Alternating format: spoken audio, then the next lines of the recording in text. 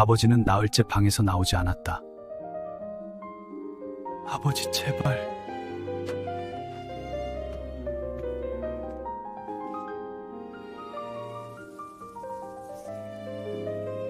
밥상은 무거워도 아들은 말없이 놓았다. 아버지는 살아있었다. 아직 밥을 먹을 수 있었다. 그것으로 충분했다. 500명의 선비가 한 글자라도 더 쓰려 애썼다. 이 문제는 시각해. 아버지의 23번째는 모리육이야. 500리 같은 돌을 쓴다면 윤석은 마침으로 부심에 들었다가 내려놓았다. 3번, 4번 전기함이래. 제시랍니다. 지혜, 한가도 쓰시오. 아닙니다. 이대로 내겠으면 답이 없는 것인데. 야담 주막을 시청해주셔서 감사합니다. 제1장 글 읽는 가나안. 한양 조선 성종 16년. 봄이 막 지나고 여름이 오려는 길목이다. 도성 안거리에는 과거를 앞둔 선비들의 발걸음이 어지러울 만큼 바쁘다. 종로 거리의 서점마다 사서삼경이 탑처럼 쌓여 있고 먹가게 앞에는 긴 줄이 꼬리를 문다. 붓을 파는 노점에서는 상인이 목이 쉬도록 외친다. 입으시면 장원급제요. 입으시면 대과 합격이요. 모두가 붓을 들고 글을 쓰고 모두가 급제를 꿈꾼다. 한양의 봄은 꽃이 아니라 선비들의 땀 냄새로 익어간다. 그러나 도성 남쪽 끝, 남산 아래 자리한 필동의 좁은 골목 안에는 과거를 23번 떨어진 사내가 살고 있다. 이름은 윤진사, 나이 55. 진사라는 호칭은 젊은 시절 소과에 한 번 붙었던 것이 전부인데 동네 사람들이 그 호칭을 아직도 쓰는 것은 예의인지 놀림인지 알 수 없다. 그리고 그 사내의 아들 18살 윤석이 이 이야기의 주인공이다. 이것은 과거 시험에 백지를 내고 먹한 자루로 새 길을 연 젊은 선비의 이야기다.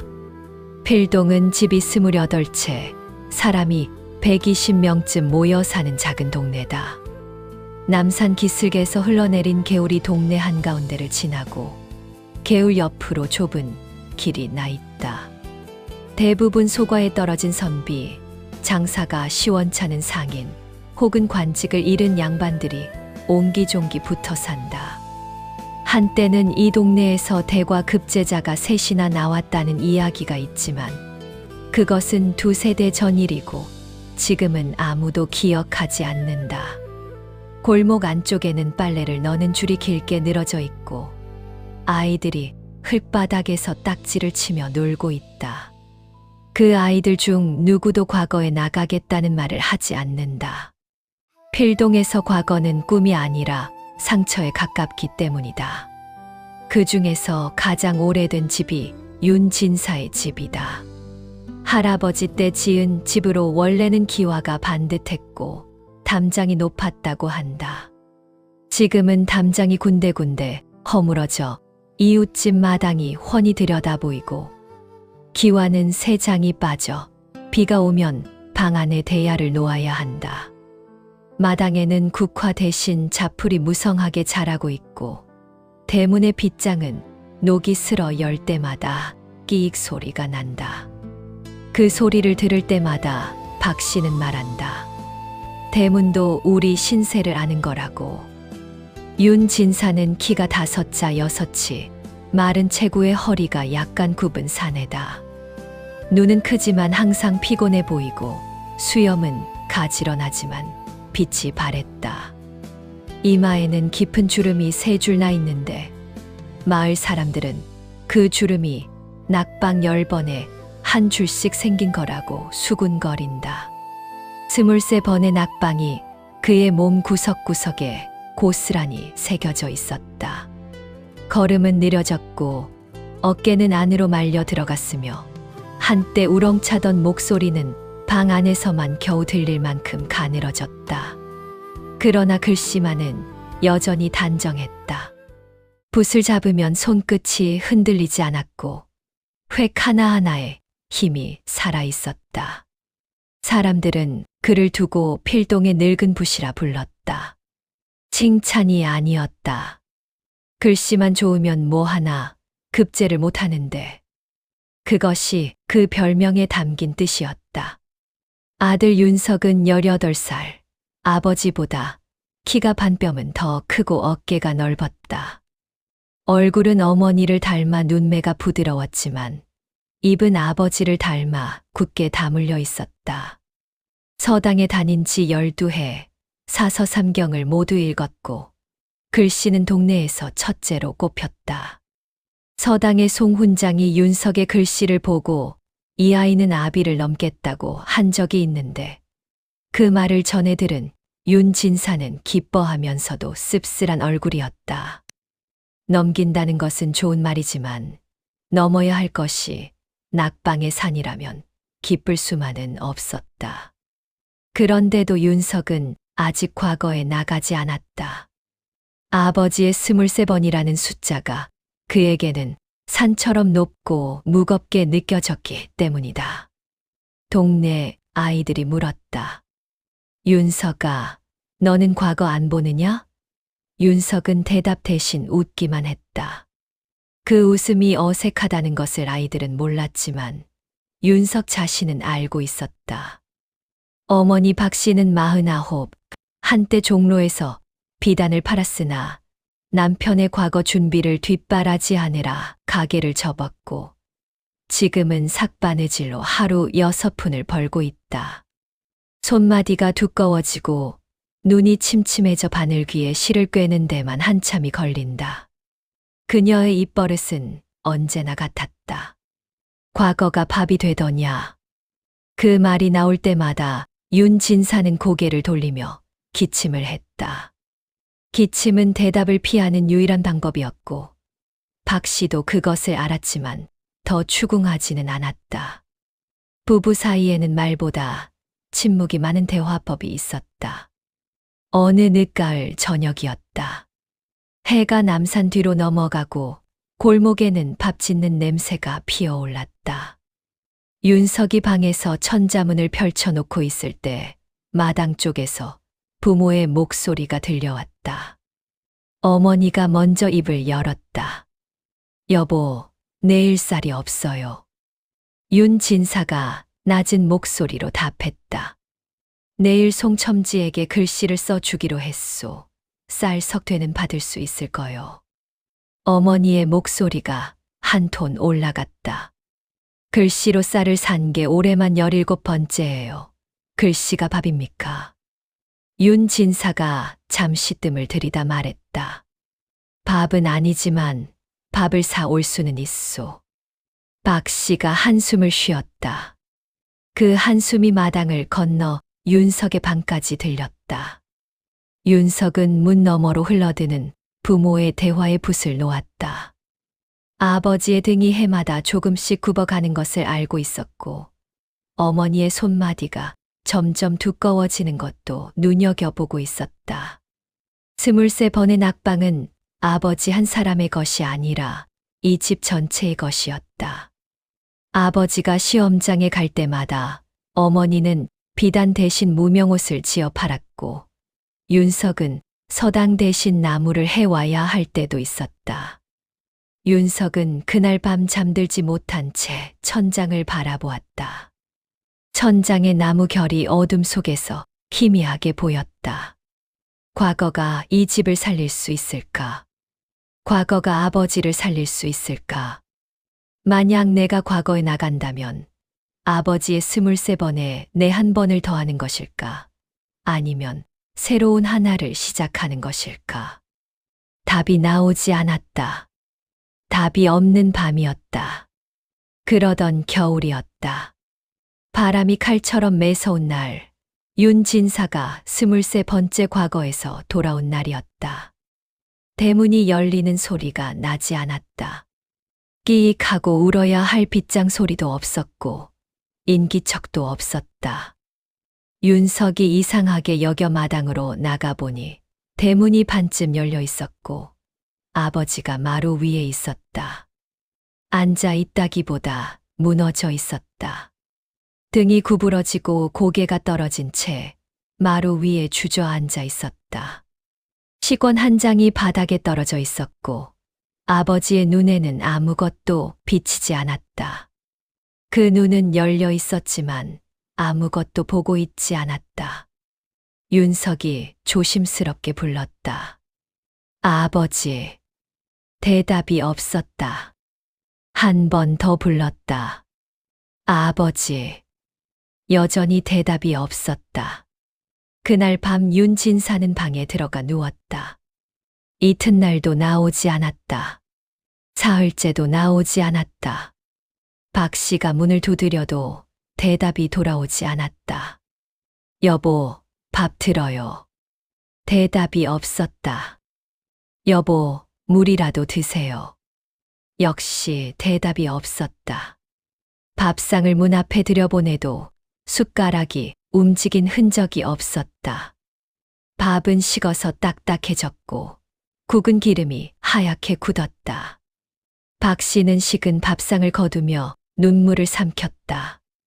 윤석은 사흘째 되는 저녁에 부엌으로 갔다. 뒤주에 남은 쌀이 한 줌이었다. 그 쌀로 밥을 지어 주먹밥을 하나 쥐었다. 소금을 약간 뿌리고 참기름을 손끝에 묻혀 둥글게 말았다. 주먹밥은 윤석의 주먹보다 작았지만 남은 쌀을 전부 넣은 것이었다. 윤석은 아버지 방문 앞으로 갔다. 문지방 바로 아래 문과 마루 사이에 손가락 두 개가 들어갈 만한 틈이 있었다. 그 틈 앞에 주먹밥을 놓았다. 소리 없이 놓고 소리 없이 물러났다. 밥상은 거부할 수 있지만 문틈 앞에 주먹밥 하나는 거부하기 어려울 것이라고 윤석은 생각했다. 한참 뒤 윤석은 마당 구석 감나무 아래에 서서 방 쪽을 바라보았다. 어둠 속에서 방문의 윤곽만 겨우 보였다. 시간이 흘렀다. 한 식경쯤 지났을까. 문틈 아래로 그림자가 움직였다. 마르고 긴 손가락 두 개가 문틈 사이로 빠져나왔다. 한때 붓을 잡으면 떨리지 않던 그 손가락이 지금은 바닥을 더듬고 있었다. 손가락이 주먹밥에 닿았다. 주먹밥을 감싸 쥐었다. 그리고 문 안쪽으로 천천히, 아주 천천히 끌려 들어갔다. 윤석은 그것을 보고 비로소 숨을 내쉬었다. 입술을 깨물었지만 눈물은 참았다. 아버지는 살아 있었다. 아직 밥을 먹을 수 있었다. 그것으로 충분했다.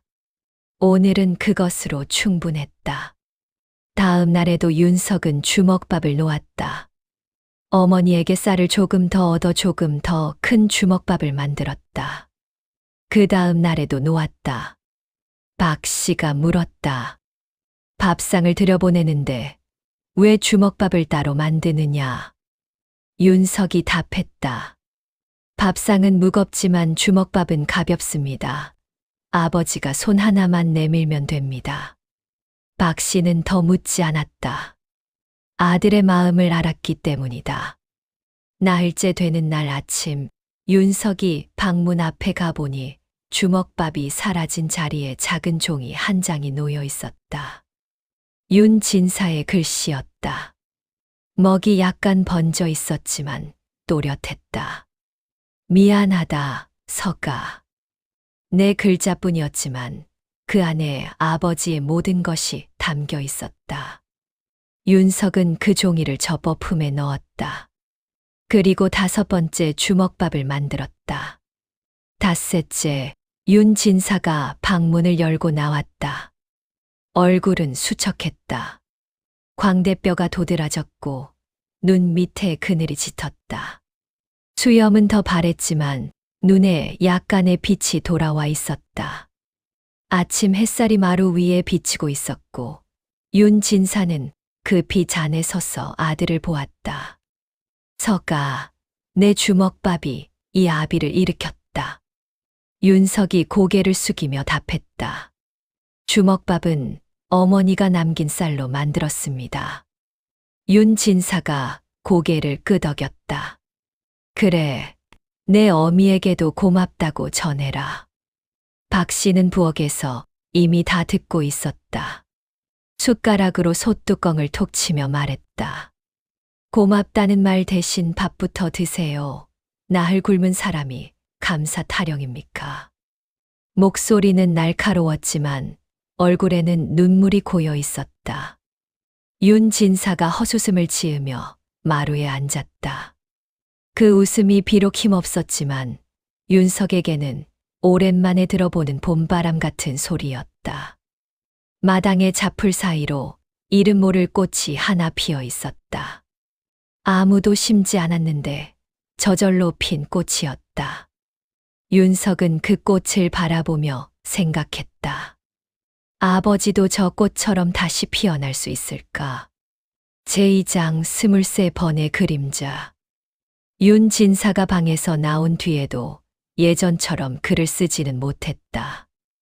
아침이면 벼루 앞에 앉았지만 붓을 잡으면 손이 멈추었다.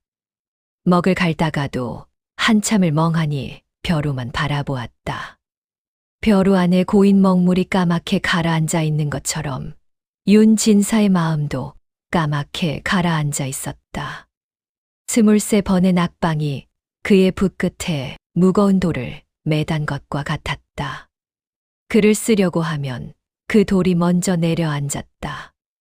박 씨는 남편의 변화를 가만히 지켜보았다. 예전에는 밤새 글을 쓰면서도 촛불이 꺼지는 줄 몰랐던 사내가 지금은 해가 중천에 떠도 붓을 들지 못한다. 박 씨는 더 이상 과거 이야기를 꺼내지 않았다. 과거가 밥이 되더냐는 말도 하지 않았다. 그 말이 이제는 칼이 아니라 재가 될 것 같았기 때문이다. 마을 사람들의 시선도 달라졌다. 한때 필동의 붓이라 부르던 이들이 이제는 만나면 고개를 돌렸다. 동정하는 눈빛이 가장 견디기 어려웠다. 이웃집 김서방이 담 너머로 말을 건넸다. 윤진사 올해도 안 됐소. 윤진사가 짧게 답했다. 그렇소. 김서방이 무심한 듯 한술 더 떴다. 24번째는 어떻겠소? 윤진사는 입을 열지 못했다. 담장 너머로 김서방의 발걸음이 멀어져 갔고 윤진사는 빈 마당을 바라보며 한참을 서 있었다. 윤석은 담 이쪽에서 그 침묵을 들었다. 아버지가 대답하지 못하는 것은 포기했기 때문이 아니라 아직 포기할 수 없기 때문이었다. 포기하고 싶지만 포기할 수 없는 그 사이의 침묵이 세상에서 가장 무거운 침묵이라는 것을 윤석은 알고 있었다. 어느 날 윤석은 아버지의 방을 정리하다가 낡은 괴짝 안에서 시권 뭉치를 발견했다. 23장이었다. 하나하나에 아버지의 글씨가 빼곡했다. 윤석은 마루에 앉아 첫 번째 시권부터 펼쳤다. 처음 시권은 글씨가 힘차고 당당했다. 획이 굵고 글자가 크고 여백이 넉넉했다. 25살의 윤진사가 세상을 향해 외치는 듯한 글씨였다. 세 번째 시권에도 그 기운이 남아 있었다. 5번째부터 글씨가 조금 흔들리기 시작했다. 획의 끝이 살짝 떨리고 글자 사이의 간격이 불규칙해졌다. 10번째 이후로는 글씨가 눈에 띄게 작아졌다. 큰 소리로 외치던 사람이 속삭이기 시작한 것 같았다. 15번째 시권에는 고쳐 쓴 흔적이 보였다. 한 글자를 쓰고 지우고 다시 쓰고 또 지운 자리가 종이 위에 남아 있었다. 20번째 시권은 글씨는 정갈하지만 기운이 빠져 있었다. 마치 의무적으로 쓴 것 같았다. 그리고 마지막 23번째 시권은 앞부분만 쓰다가 멈춘 채 뒷부분이 비어 있었다. 글이 중간에서 끊겨 있었다. 더 쓸 수 없었던 것인지, 더 쓸 필요를 느끼지 못한 것인지 알 수 없었다. 아버지의 23번은 글씨의 역사이자 패배의 기록이었다. 그러나 동시에 한 사내가 28년 동안 포기하지 않았다는 증거이기도 했다. 윤석은 식원들을 한 장씩 꼼꼼히 읽었다. 글의 내용이 나쁘지 않았다. 오히려 좋은 구절이 많았고 논리도 단단했다. 특히 12번째 식원에 쓴 도의 본질에 관한 논설은 윤석이 서당에서 읽은 어떤 글보다 깊이가 있었다. 그런데 왜 23번이나 떨어졌을까? 윤석은 이해할 수 없었다. 그리고 동시에 과거라는 제도 자체에 대한 의문이 가슴 한편에서 싹 트기 시작했다. 윤석이 아버지에게 물었다. 아버지, 글이 좋은데 왜 떨어지셨습니까? 윤진사가 한참 뒤에야 입을 열었다. 글만 좋으면 되는 게 아니다, 서가. 윤석이 다시 물었다. 그러면 무엇이 더 필요합니까? 윤진사의 목소리가 낮아졌다. 연줄이 필요하고, 운이 필요하고, 때로는 돈이 필요하다. 글은 그 뒤에 온다. 윤석이 조용히 되물었다. 글이 뒤에 온다면 과거는 글을 보는 시험이 아니지 않습니까? 윤진사는 아무 말도 하지 못했다. 이전의 침묵과는 결이 달랐다. 아들의 말에 반박하지 못하는 아버지의 침묵이었다. 반박할 수 없는 것이 아니라 반박할 마음이 남아있지 않은 것이었다. 윤석은 그때 처음으로 생각했다. 아버지의 실패는 아버지의 탓이 아닐 수도 있다. 그리고 그 실패를 똑같이 반복하는 것이 아들인 자신의 몫이 되어서는 안 된다. 길이 잘못되어 있다면 그 길 위에서 아무리 빨리 걸어도 도착할 수 없다. 다른 길을 찾아야 한다. 윤석은 방으로 돌아가 천자문을 덮었다. 빈 종이 한 장을 꺼내 책상 위에 펼치고 오래도록 바라보았다. 흰 종이 위에 아무것도 쓰이지 않은 그 공간이 이상하게도 아버지의 빼곡한 23장보다 더 넓어 보였다. 아무것도 없는 곳에서는 무엇이든 시작할 수 있다는 뜻일까? 윤석은 그 종이를 접지도 버리지도 않고 책상 위에 그대로 두었다. 제3장 먹장수 태경. 한양 종로 뒷골목 큰 길에서 2번 꺾어 들어가면 먹을 파는 작은 가게가 하나 있다. 간판도 없고 지붕도 낮고 문 앞에 먹 대여섯 자루가 나무판 위에 놓인 것이 전부다. 지나가는 사람은 이 가게가 먹을 파는 곳인지 아니면 그냥 허름한 창고인지 헷갈릴 정도다. 그러나 한양에서 먹을 쓰는 선비치고 이 가게를 모르는 사람은 드물다. 이름은 태겸 먹방, 주인의 이름이 곧 가게 이름이다. 태겸은 42살, 먹을 만든 지 20년이 넘은 장인이다. 키가 5자 4세, 어깨는 좁고 손가락은 길고 가늘다. 항상 손끝에 먹물이 묻어 있어서 손이 먹으로 자란 사람이라는 별명이 붙어 있다. 손톱 밑에까지 먹이 배어 있어서 손을 씻어도 완전히 지워지지 않는다. 태겸 자신은 그것을 자랑스러워한다.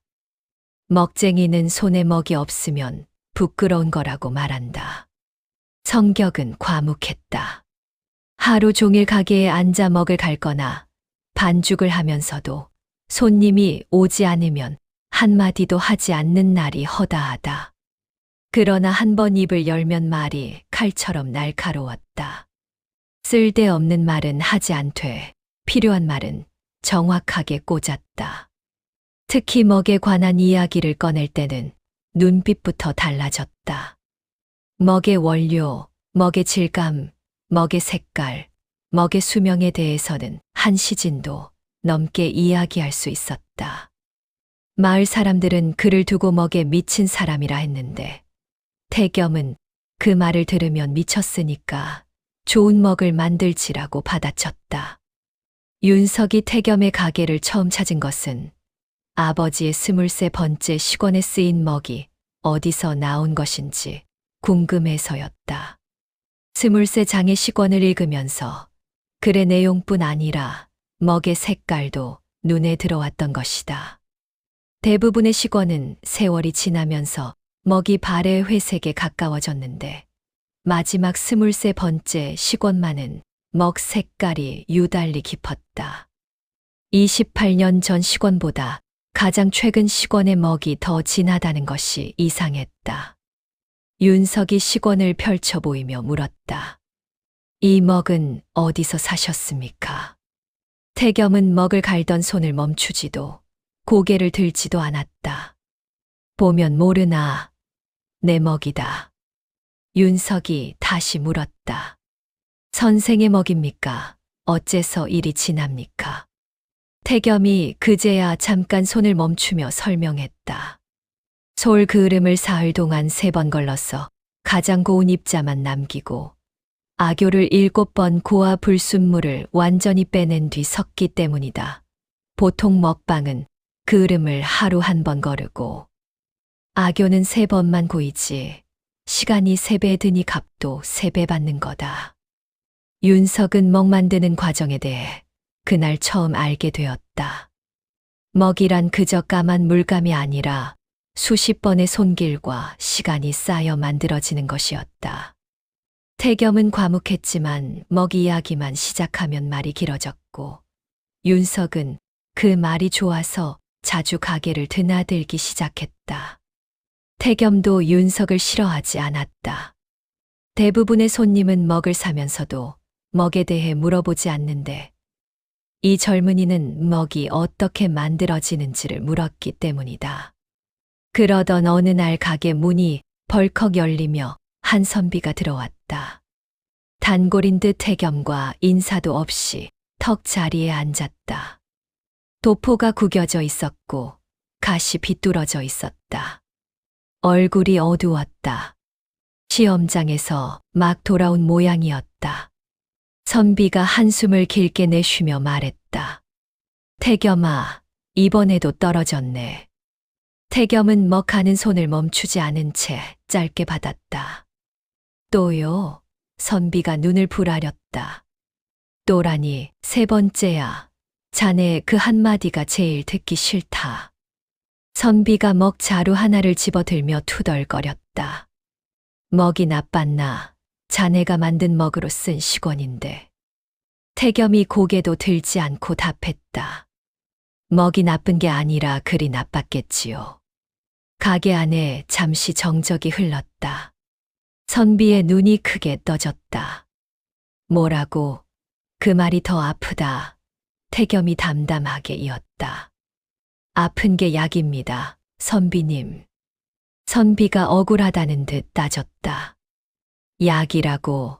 자네 먹하게야, 약방이야. 태겸이 처음으로 고개를 들며 선비의 눈을 바라보고 말했다. 먹도 약이고 말도 약이고 진실도 약입니다. 쓰지만 듣고 나면 낫습니다. 선비는 잠시 입을 꾹 다물었다. 태겸의 눈에 장난기가 없다는 것을 알았다. 진심이었다. 선비가 결국씩 웃으며 먹 2자루를 집어들었다. 에이, 그래. 쓴 약이 몸에 좋다 했으니 먹 2자루 주게. 이번엔 4번째에 붙을 테니. 태겸이 슬쩍 한마디를 보탰다. 4번째에 붙으시면 5자루 공짜로 드리겠습니다. 선비가 반색했다. 정말이지. 태겸이 눈 하나 깜짝하지 않고 덧붙였다. 대신 떨어지시면 10자루 사셔야 합니다. 선비가 먹 자루를 든 채 소리쳤다. 이 사람이 그러면서도 결국 웃으며 문을 나섰다. 태겸의 입꼬리가 살짝 올라간 것을 윤석은 보았다. 윤석은 가게 구석에서 이 대화를 듣고 있었다. 오랜만에 웃음이 나왔다. 아버지의 낙방 이후 처음으로 웃었다는 것을 윤석 자신도 뒤늦게 깨달았다. 태겸이라는 사람은 과묵하되 말에 가시가 있으면서도 따뜻했다. 먹처럼 겉은 검지만 속에 빛이 있는 사람이라고 윤석은 생각했다. 단골 선비가 나간 뒤 태겸이 윤석을 돌아보며 말했다. 저 선비는 그리 나쁜 게 아니라 시험장에서 떠는 거야. 글을 외워놓고도 식원 앞에 앉으면 머리가 하얘진다더라. 손이 떨리면 먹이 번지거든. 윤석이 물었다. 손이 떨리면 어떻게 합니까? 태겸이 벼루를 가리키며 답했다. 먹을 직접 갈아봐. 먹을 갈면 마음이 가라앉거든. 벼루 위에서 먹이 돌아가는 소리에 집중하면 손떨림이 멈추는 거야. 시험 전에 먹을 천천히 갈면 손이 떨리지 않아. 윤석은 그 말을 가슴에 새겼다. 먹을 간다는 것은 단지 물감을 만드는 일이 아니라 마음을 다스리는 일이기도 하다는 것을. 아버지가 23번 동안 갈았던 먹의 의미가 조금 다르게 보이기 시작했다. 그리고 태겸이라는 사람 곁에서 먹을 통해 새로운 길이 어렴풋이 보이기 시작했다. 제4장 시험장의 아침. 과거 시험날이 밝았다. 한양 성균관 앞마당에 500여 명의 선비가 모여 있었다. 저마다 식원을 품에 안고 부통을 허리에 차고 먹을 손에 쥐고 있었다. 어떤 이는 입술을 달싹이며 마지막 암송을 하고 있었고 어떤 이는 두 손을 모아 하늘에 빌고 있었다. 하늘은 맑았지만 선비들의 얼굴에는 구름이 가득했다. 윤석은 그 사이에 서 있었다. 아버지의 권유가 아니었다. 어머니의 바람도 아니었다. 스스로 신청한 과거였다. 왜 신청했느냐고 묻는다면 윤석 자신도 명확하게 대답하기 어려웠다. 23번이라는 숫자를 끝내기 위해서인지 아니면 그 숫자에서 벗어나기 위해서인지. 다만 한 가지는 분명했다. 아버지의 길을 걸어보지 않고서는 아버지의 길을 떠날 수 없다고 생각했다. 시험장에 들어선 윤석은 자리에 앉았다. 나무 책상 위에 식원이 놓여 있었다. 하얀 종이, 붉은 줄이 그어진 식원. 시제가 발표되었다. 돌을 논하라. 주위의 선비들이 일제히 먹을 갈기 시작했다. 사각사각 먹갈리는 소리가 시험장을 채웠다. 500개의 벼루에서 500개의 먹이 돌아가고 있었다. 그 소리가 모여 하나의 거대한 물결 같았다. 윤석도 먹을 갈았다. 태겸이 만든 먹이었다. 벼루 위에서 먹이 돌아가는 소리에 집중했다. 태겸이 말한 대로 마음이 가라앉았다. 손끝의 떨림이 멈추었다. 그런데 마음이 가라앉을수록 이상한 일이 벌어졌다. 마음이 고요해질수록 오히려 붓을 들 수가 없었다. 아니, 정확히 말하면 쓸 말이 떠오르지 않았다. 돌을 논하라. 윤석은 아버지의 23장 식원을 떠올렸다.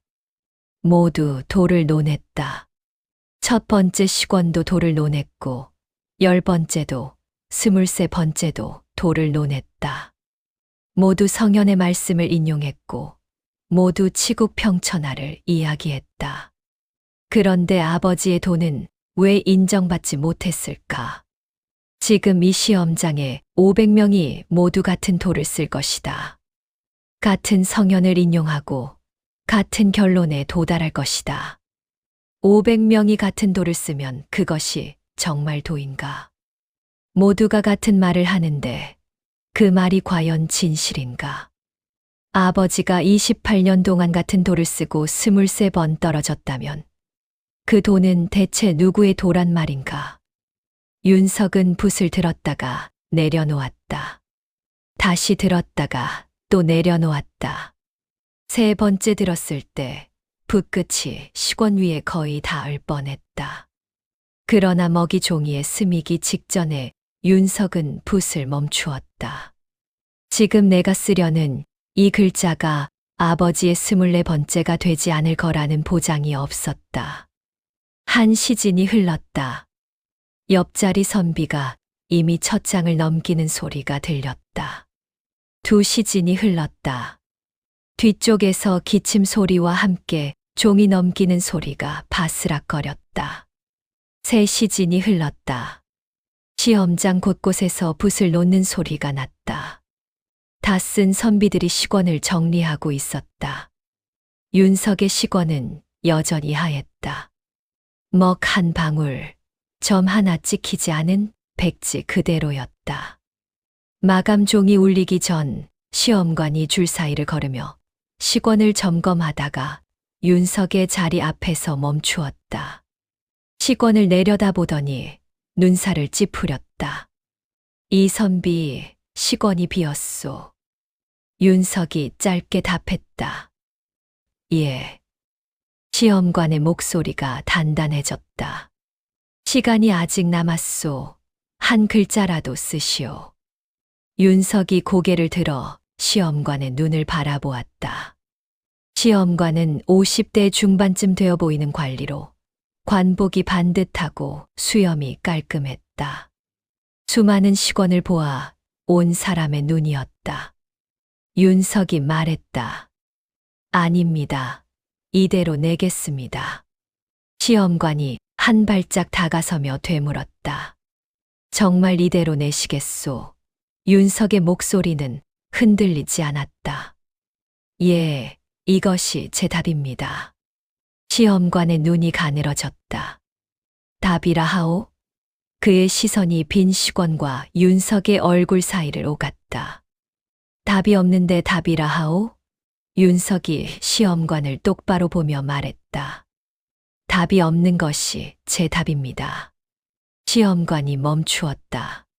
한참 동안 윤석의 얼굴을 들여다보았다.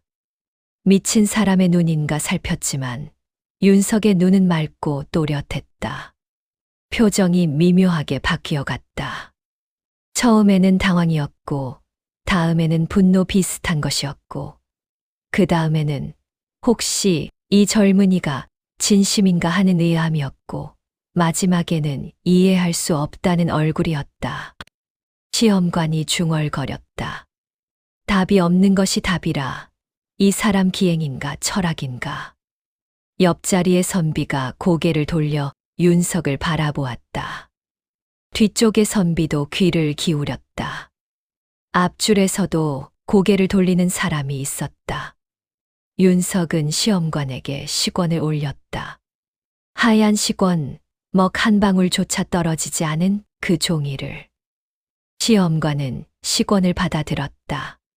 잠시 들여다본 뒤 고개를 천천히 저으며 돌아섰다.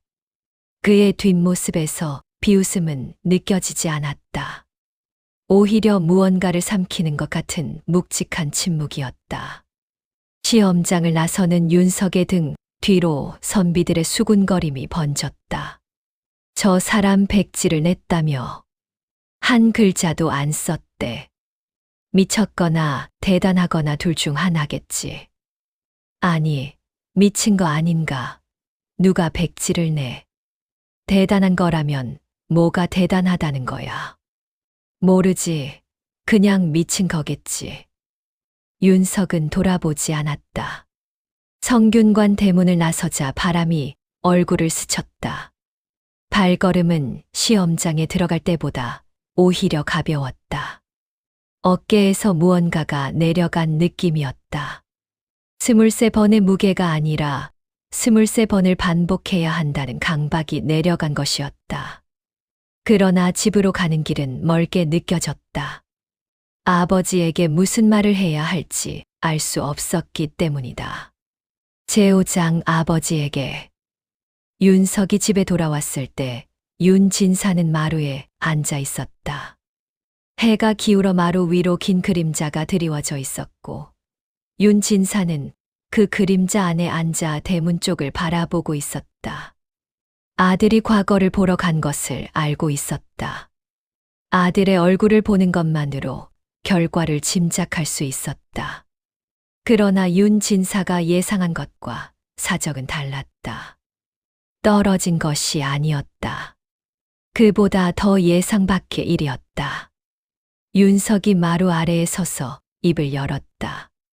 아버지, 저는 백지를 냈습니다. 윤진사의 손이 무릎 위에서 멈추었다. 한참 뒤에야 입이 떨어졌다. 뭐라 했느냐? 윤석이 또박또박 되풀이했다. 백지를 냈습니다. 한 글자도 쓰지 않았습니다. 윤진사의 얼굴이 돌처럼 굳었다. 노여움이 아니었다. 이해할 수 없다는 표정이었다. 23번을 쓰고 또 쓰고 한 글자라도 더 쓰려고 밤새 촛불 아래 앉았던 사내에게 한 글자라도 더 좋은 문장을 만들려고 28년을 바친 사내에게 아들의 백지는 가슴 한가운데를 관통하는 충격이었다. 윤진사가 물었다.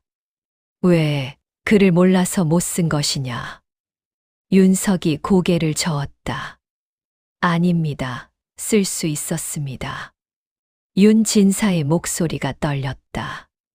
그런데 왜 쓰지 않았느냐? 윤석이 잠시 숨을 고른 뒤 말했다. 아버지의 23장을 읽었습니다. 처음부터 마지막까지 모두 읽었습니다. 모두 좋은 글이었습니다. 특히 12번째 시권의 도에 대한 논설은 서당에서 읽은 어떤 글보다 깊었습니다. 그런데 왜 떨어지셨는지 오래 생각했습니다. 500명이 같은 도를 쓰는 시험에서 제가 또 같은 도를 쓰면 아버지의 23번이 24번이 되는 것뿐이라고 생각했습니다. 저는 아버지의 24번째가 되고 싶지 않았습니다.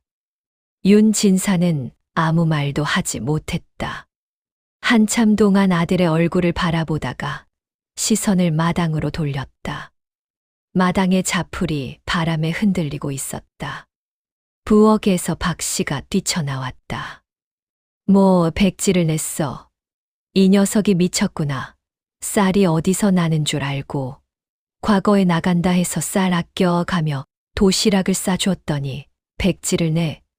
밥값이라도 내놔. 윤진사가 손을 들어 박 씨를 말렸다. 잠깐. 그 한마디에 박 씨의 말이 멈추었다. 윤진사는 부인이 아니라 아들을 보고 있었다.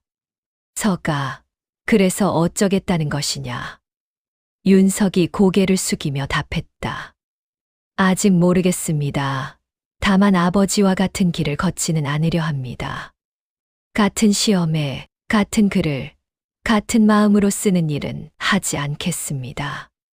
다른 길을 찾겠습니다. 어떤 길인지는 아직 모르지만 찾겠습니다. 윤진사의 눈이 흔들렸다. 분노가 아니었다. 인정할 수 없지만 인정해야 하는 아버지의 감정이었다. 아들이 자신의 길을 부정한 것이 아니라 자신의 길에서 벗어나겠다는 선언이었다. 그것은 부정이 아니라 독립이었다. 그러나 독립이 부정보다 덜 아픈 것은 아니었다. 윤진사는 한참 동안 입을 열지 못했다. 그리고 천천히 일어나 방으로 들어갔다. 방문이 닫혔다. 그 소리가 대문 빗장 소리처럼 끼익 하고 울렸다. 박 씨가 부엌으로 돌아가며 중얼거렸다. 아버지도 방에 들어가고 아들도 백지를 내고 이 집은 대체 어디로 가는 거냐? 윤석은 그 말에 대답하지 못했다. 자신도 이 집이 어디로 가는지 몰랐다. 다만 어디로 가지 않을 것인지는 알았다. 그날 밤 윤석은 잠들지 못했다. 방 안에서 아버지의 기척이 느껴지지 않았다. 아버지의 침묵이 무서웠다. 예전에 나흘 동안 방에서 나오지 않았던 그 침묵이 다시 시작되는 것일까? 윤석은 뒤척이다 새벽이 되어서야 잠이 들었다. 아침이 되어 방문 앞에 나갔을 때 문지방 아래에 무언가 놓여 있었다. 주먹밥이었다. 아버지가 직접 쥔 것이었다. 모양이 서툴렀다. 윤석이 만들던 동그란 주먹밥과 달리 한쪽이 찌그러지고 다른 쪽은 뾰족했다. 그러나 참기름 냄새가 은은하게 풍겼고 소금이 살짝 뿌려져 있었다. 아버지가 부엌에서 직접 만든 것이었다. 평생 붓만 잡던 손으로 밥을 쥔 것이었다. 윤석은 그 주먹밥을 집어들며 눈시울이 뜨거워졌다. 예전에 자신이 아버지 방 앞에 놓았던 주먹밥이 떠올랐다. 문틈으로 내밀던 아버지의 마르고 긴 손가락이 떠올랐다. 그때는 아들이 아버지에게 말없이 전한 것이었다. 살아있으니 밥이라도 드세요. 이제는 아버지가 아들에게 같은 말을 하고 있었다. 말없이 서툰 주먹밥 하나로 내가 어떤 길을 가든 밥은 먹어라. 윤석은 마루에 앉아 주먹밥을 한 입 빼어 물었다. 짜지도 싱겁지도 않았다. 아버지의 서툰 손맛이었다. 밥알이 고르지 않았고 참기름이 한쪽에만 묻어 있었다. 그러나 그것이 오히려 따뜻했다. 눈물이 밥알 위로 떨어졌지만 윤석은 끝까지 먹었다. 한 알도 남기지 않았다. 제육장 먹을 갈다. 시험 이후 윤석은 태겸의 가게를 다시 찾았다. 먹 만드는 일을 배우고 싶다고 했다. 태겸은 처음에 거절했다. 먹 만드는 일은 선비가 할 일이 아니다. 윤석이 담담하게 답했다. 저는 더 이상 선비가 아닙니다. 태겸이 물었다. 선비가 아니면 뭐냐? 윤석이 솔직하게 말했다. 아직 모릅니다. 그래서 배우려 합니다. 태겸은 윤석의 눈을 한참 들여다보았다. 거기에는 아버지 같은 피로도 없었고 포기도 없었다. 허세도 없었고 조급함도 없었다. 다만 길을 잃은 사람의 솔직함이 있었다. 길을 잃었다는 것을 인정하는 것은 용기가 필요하다. 태겸은 그 용기를 알아보았다. 고개를 끄덕였다. 좋다. 대신 내 말을 듣고 내 방식대로 해야 한다. 선비 체면은 이 문 앞에 두고 들어와라. 먹을 만드는 과정은 생각보다 훨씬 복잡했다. 첫 번째 단계는 소나무를 태워 그을음을 모으는 것이다. 아무 소나무나 되는 것이 아니라 기름기가 적고 나이테가 촘촘한 늙은 소나무를 골라야 한다. 소나무를 태울 때는 불길이 너무 세면 안 된다. 약한 불에서 천천히 태워야 그을음이 곱다. 태겸은 이것을 먹이살이라 불렀다. 두 번째 단계는 그을음을 체에 걸러 곱게 만드는 것이다. 3번 걸러야 가장 고운 입자만 남는다. 세 번째는 아교를 물에 녹여 끓이는 것이다. 아교는 소가죽에서 뽑은 것을 쓰는데 불순물을 빼려면 7번을 고아야 한다. 4번째 단계에서 그을음과 아교를 섞어 반죽한다. 이 반죽의 비율이 가장 중요하다. 그을음이 많으면 먹이 부스러지고 아교가 많으면 먹이 끈적여서 쓸 수 없다. 5번째로 반죽을 틀에 넣어 말린다. 서늘한 곳에서 열흘 이상 말려야 한다. 마지막으로 말린 먹을 다듬어 완성한다. 한 자루의 먹이 완성되기까지 최소 보름이 걸렸다. 윤석의 첫 반죽은 재앙이었다. 태겸이 알려준 비율은 그을음 10호배, 아교 3호비였다. 정확히 3호비여야 한다고 3번이나 강조했다. 윤석은 그을음 10홉을 넣고 아교를 따르기 시작했다. 그런데 아교가 든 단지가 미끄러웠다. 손에 묻은 그을음 때문이었다. 단지를 기울이다가 손이 미끄러졌고 아교가 콸콸 쏟아졌다. 윤석이 황급히 단지를 세웠지만 이미 엎질러진 뒤였다. 태겸이 뒤돌아보며 물었다. 얼마나 넣었느냐? 윤석이 머뭇거렸다. 3홉 반이 6홉쯤 된 것 같습니다.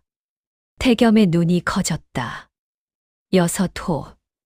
잠시 침묵이 흘렀다. 태겸이 반죽 그릇을 들여다보며 한숨을 쉬었다. 이건 먹이 아니라 풀이다. 반죽이 끈적하게 늘어지기 시작했다. 보통 반죽은 손으로 주무르면 찰기가 잇되 손에서 깨끗하게 떨어져야 한다. 그런데 이 반죽은 손을 잡아먹고 있었다. 윤석이 반죽을 떼어내려고 오른손을 당기자 반죽이 손을 따라 길게 올라왔다. 마치 살아있는 것처럼 윤석의 손을 놓아주지 않았다. 왼손으로 오른손의 반죽을 떼어내려 하니 이번에는 왼손까지 반죽 속에 푹 파묻혔다. 양손이 반죽에 갇혔다. 윤석이 당황하여 팔을 크게 휘둘렀다.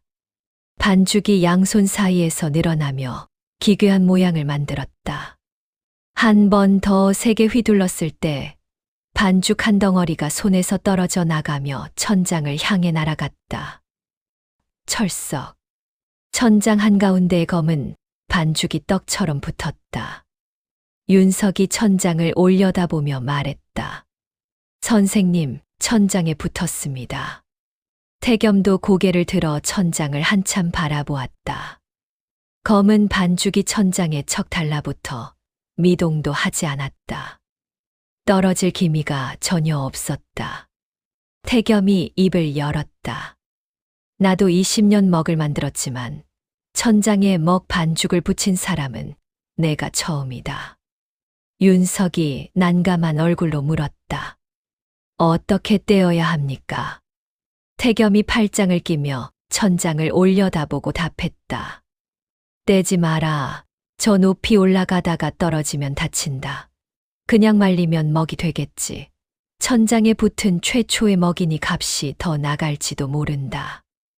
윤석이 정말인지 판단하지 못하는 얼굴로 되물었다. 농담이시지요? 태겸이 표정 하나 바꾸지 않고 말했다. 반은 농담이고 반은 진심이다.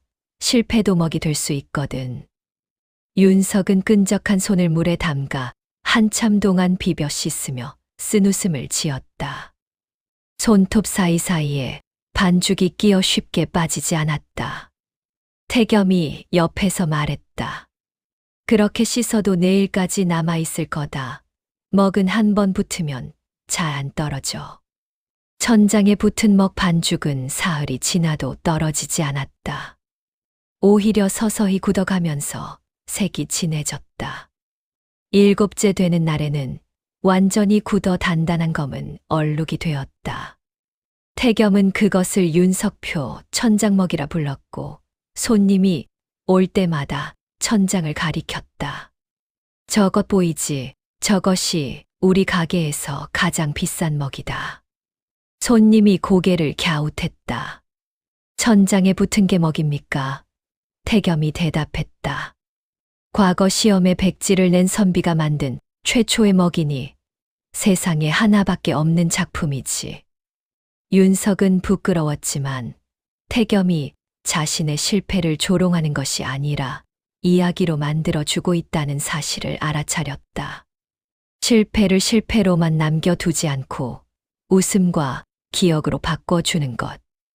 23번의 낙방을 짐으로만 느끼던 윤석에게 그것은 완전히 새로운 시선이었다. 2번째 반죽부터는 악교의 양을 정확히 맞추었다. 단지를 2 손으로 단단히 잡고 천천히 기울여 세 홈만 따랐다. 반죽은 여전히 서툴렀지만 천장에 날아가지는 않았다. 3번째에는 반죽의 질감이 한결 매끄러워졌고 4번째에는 손에서 깨끗하게 떨어지는 반죽을 만들 수 있었다. 5번째에는 태겸이 반죽을 만져본 뒤 처음으로 고개를 끄덕였다. 이 정도면 먹이 되겠다. 윤석이 눈을 크게 떴다. 정말입니까? 태겸이 덤덤하게 덧붙였다.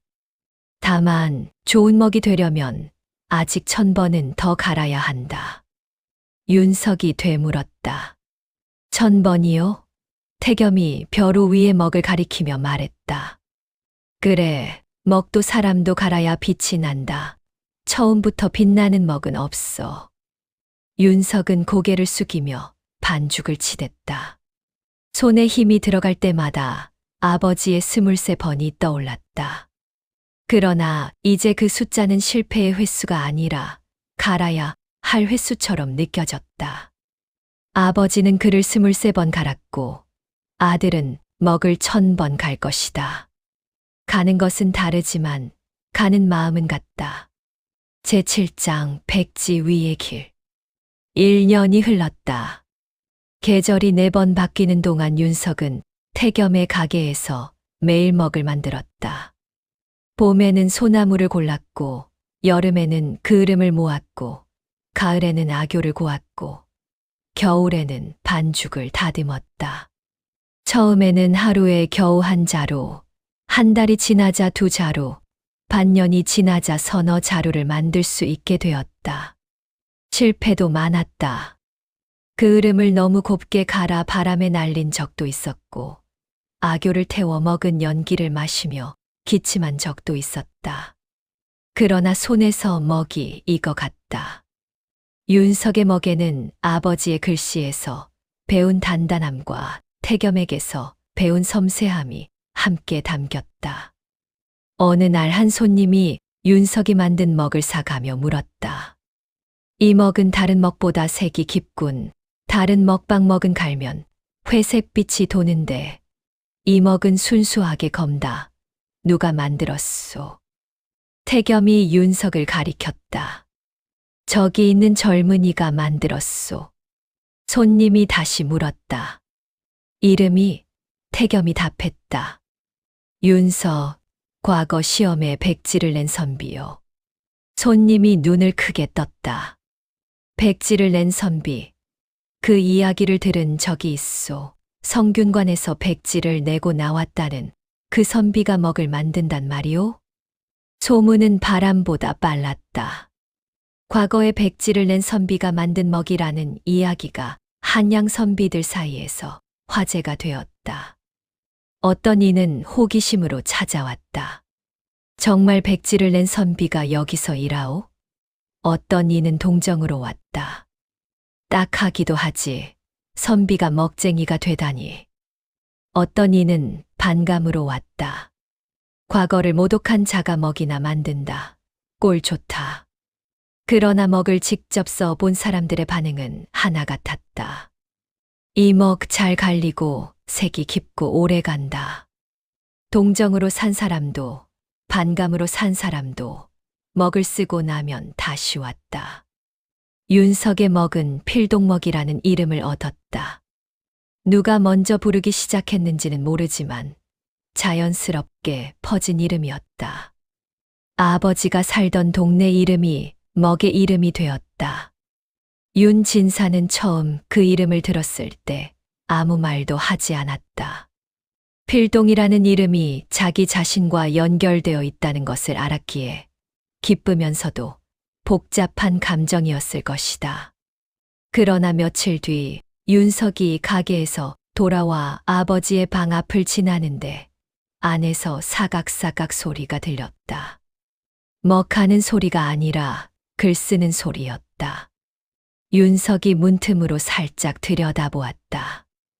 윤진사가 벼루 앞에 앉아 글을 쓰고 있었다. 벼루 옆에 놓인 먹을 보고 윤석의 심장이 뛰었다. 아들이 만든 먹이었다. 필동먹의 첫 번째 자루, 윤석이 5번째 반죽으로 만든 그 먹이었다. 언제 가져간 것인지 모르지만 아버지가 아들의 먹을 쓰고 있었다.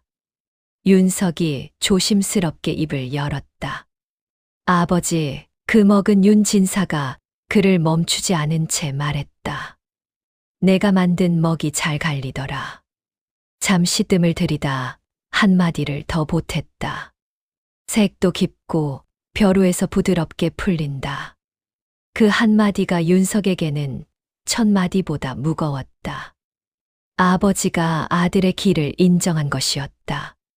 과거를 통해 세상에 나가지 못한 아들이 먹을 통해 세상에 닿고 있다는 것을. 길은 달랐지만 결국 같은 곳을 향하고 있었다. 아버지가 글을 쓰고 아들이 그 글을 담을 먹을 만든다. 윤 진사의 붓끝에서 아들의 먹이 스며들고 있었고 그것은 23 장의 식원 위에서 한 번도 느끼지 못했던 편안함이었다. 그해 겨울, 날이 매서운 어느 오후였다. 윤석이 가게에서 먹을 다듬고 있을 때 문 앞에 한 아이가 서 있었다. 7살쯤 되어 보이는 사내 아이였다. 코가 빨갛게 얼어 있었고 손에 동전 2잎을 꼭 쥐고 있었다.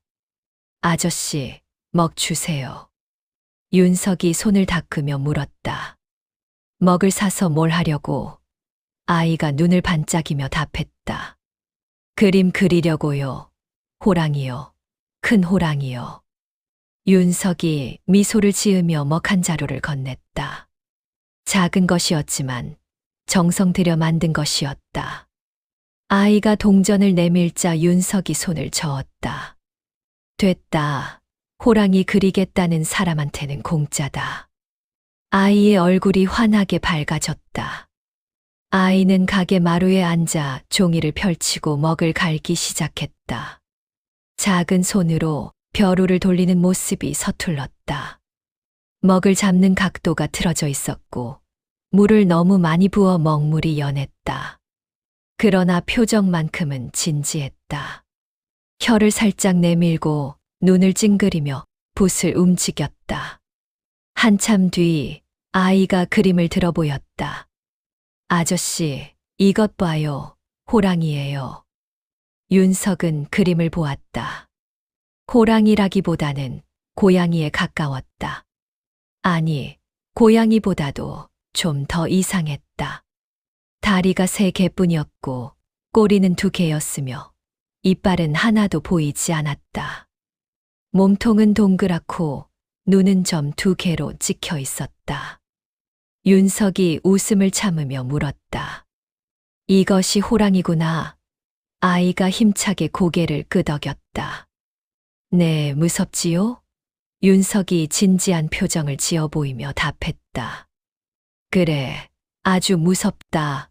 그런데 다리가 3개인 호랑이는 처음 본다. 아이가 전혀 당황하지 않고 당당하게 설명했다. 하나는 접고 있는 거예요. 앉아 있으니까요. 윤석이 다시 물었다. 아, 접고 있구나. 그러면 꼬리는 왜 2개지? 아이의 대답이 막힘없이 나왔다. 하나는 원래 꼬리고 하나는 화나서 자란 거예요. 윤석이 한 번 더 물었다. 이빨은 왜 없지? 아이가 고개를 갸웃하더니 말했다. 입 다물고 있는 거예요. 호랑이도 가끔은 조용히 있잖아요. 윤석은 크게 웃었다. 배를 잡고 웃었다. 그 웃음이 작은 가게 안을 가득 채웠고 구석에서 먹을 갈던 태겸도 입꼬리를 올렸다. 태겸이 웃는 것은 드문 일이었다.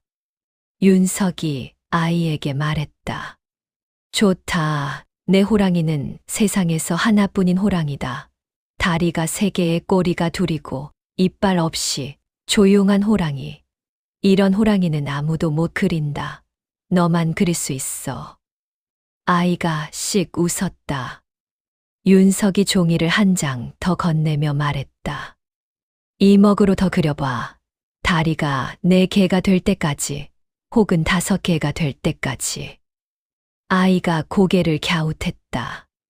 5개는 이상하잖아요. 윤석이 부드럽게 답했다. 이상한 것도 그림이야. 먹이 종이 위에 남으면 그게 다 그림이거든. 이상한 것도, 서툰 것도, 실패한 것도 먹으로 남으면 전부 의미가 있어.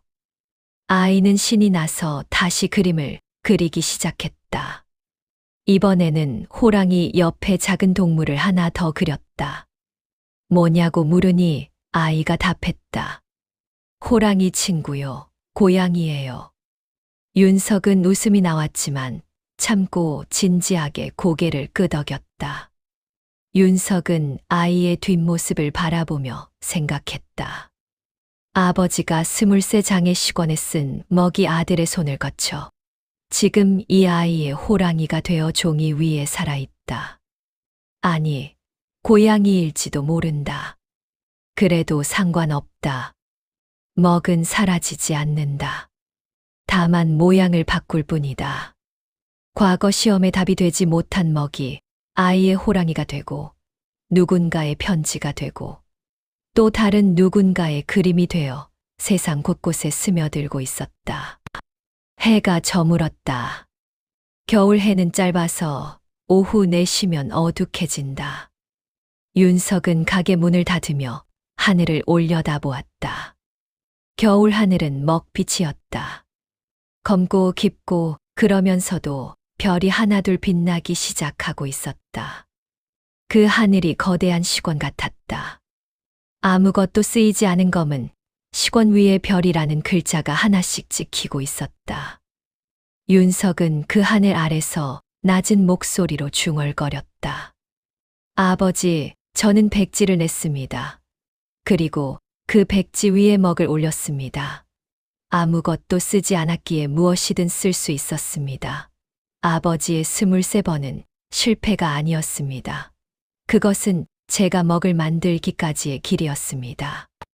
필동의 좁은 골목 안 먹가게에 불이 꺼졌다. 그러나 먹은 꺼지지 않았다. 먹은 물에 녹아 종이 위에 스며들고 글이 되고 그림이 되고 편지가 되고 사람의 마음이 되었다. 윤석의 먹은 한양에서 시작하여 팔도로 퍼져나갔다. 충청도의 서원에서, 전라도의 서당에서, 경상도의 관아에서 필동먹이라는 이름이 오르내렸다. 그리고 그 이름을 들을 때마다 사람들은 물었다. 필동이 어디요? 답은 한결같았다. 한양 남산 아래 과거에 백지를 낸 선비가 사는 동네요. 그리고 윤진사의 방 책상 위에는 아들이 만든 먹 한 자루가 놓여 있었다. 먹 위에 작은 글씨로 이렇게 새겨져 있었다. 아버지의 23번 위에 아들의 첫 번째를 올립니다. 윤진사는 그 먹을 매일 갈았다. 23번 떨어진 사내의 손에서 아들의 먹이 돌아갔고 벼루 위에서 검은 물이 피어올랐다. 그 물로 윤진사는 다시 글을 쓰기 시작했다. 과거를 위한 글이 아니었다. 아무에게 보여줄 필요가 없는 자기 자신을 위한 글이었다. 그 글씨는 23번의 시권 중 어느 것보다도 편안하고 어느 것보다도 깊었다.